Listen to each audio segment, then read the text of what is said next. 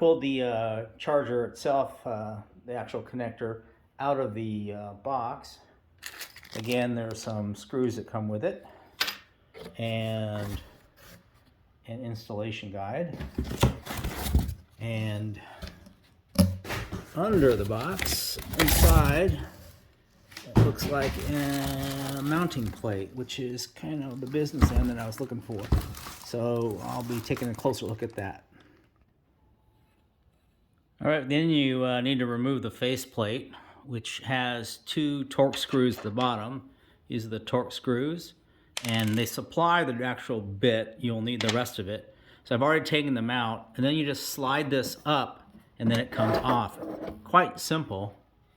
So it just it catches on the on these little locking things, and then just retained by the 2 screws in the bottom through those threaded areas.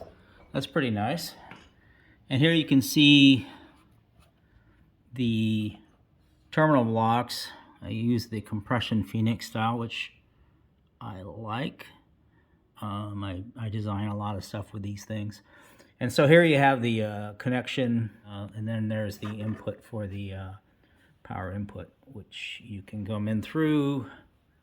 Either, it looks like this is the knockout here, and then this is, it's a pressure valve. So it allows pressurization changes without letting water in. And it's kind of a nice thing. I don't know if I've seen that before on these. And yeah, so there's the business. And like most of these things, they're actually quite simple. You got some configuration settings here for basically how many amps you want to push.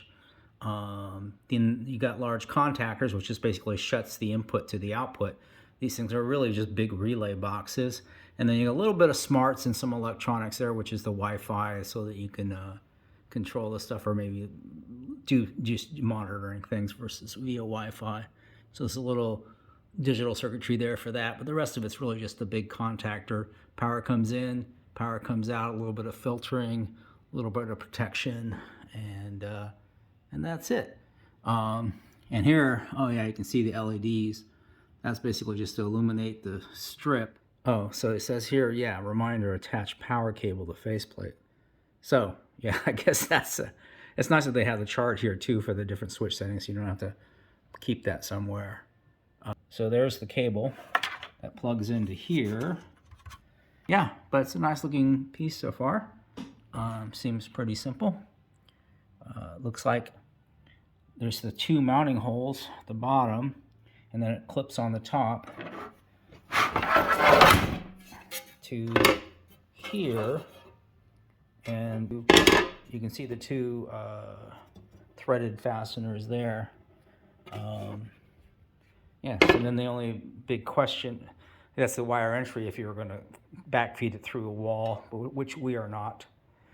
So the big question now is just, how do I mount this to my Chase Station pole? And I'll figure that out.